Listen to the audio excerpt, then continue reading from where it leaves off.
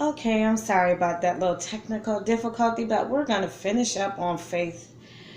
So I left off with Jonathan doing his thing, and then I have Joshua, my oldest son, who plays the keyboards for the church down in Albany as he complete his 5 year degree. So anyway, his bachelor's degree in business management. So at the end of the day, but when all of them get finished with school, they plan to be kind of like Empire, where you have the one brother. They're not one brother who is going to be the business aspect, but going hard with the music as well. And then you're going to have Joseph doing his thing, and then you're going to have Jonathan. So when they all get finished and come together, it's going to be something dynamite.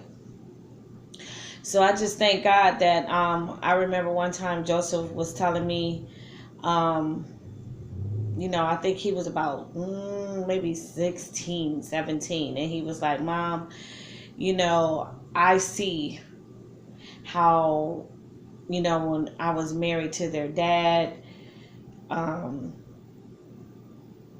how we've had, how we may not have had, how we had again, and how we didn't have, but how we always land on top. He said, no matter what we go through, the ups and downs, he said, we always land on top.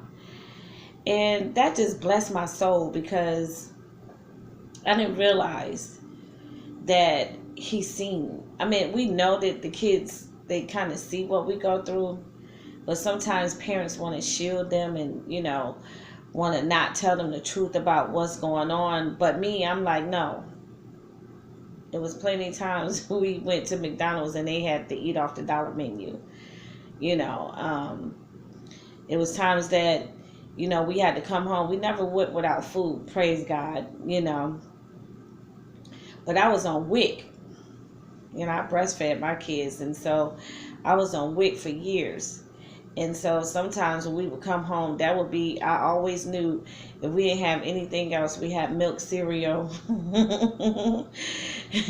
And so juicy juice, some peanut butter tuna fish, always. So I never worried about us not having anything to eat because God always a provider. So, but just for my son to tell me that when he was 16 years old and see that we always land on top, no matter what we go through. So when we go through stuff or when he goes through stuff, he already know we're gonna come out all right. So that just blessed my soul for him to even say that because, we always say, or we think that our kids are not paying attention, but they watch and they pay attention. So we have to live our life where it's a testimony to our children. It's a faith walk to our kids. We can't live our life reckless. The devil, of course, wants us to do that because he comes to look for those who he can still kill and destroy. So when you have God as the foundation, he got to fight on his hands, number one, because you are a kingdom's kid.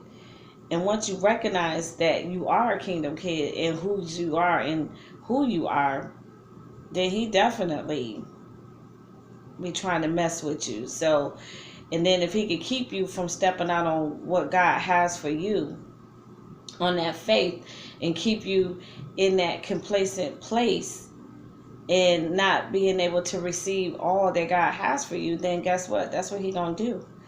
So you can't let the spirit of fear stop you from doing what thus saith the Lord. And I can honestly say that even with this, I was fearful for a few years and don't know why. Well, I do know why.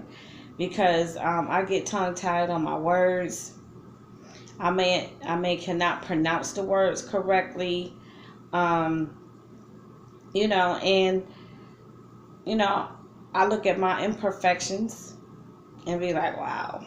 But at the end of the day, I still got to do what God called me to do because everything that he said about me is good in my imperfections and all.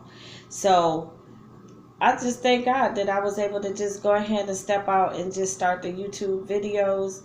And I'm thankful that I've been getting a lot of great reviews as far as people giving me calls and letting me know how I just bless their spirit, and it allows me to make sure that I continue to do what thus said the Lord, because there's a lot of people out there, and some people that are closest to me. We talk and we open up and we share, but I guess it's just something different when you could just sit and they could view it, and then it resonate into their soul and their spirit, and then they call and tell me that was such a blessing, or it made them think about who they need to forgive, or they need to think about the relationship, or oh my God, girl, I felt like you was talking to me, type of thing. So when God gives you something, you just got to do it. So I've done it. I'm continuing to do it. These are the beginning stages. I don't know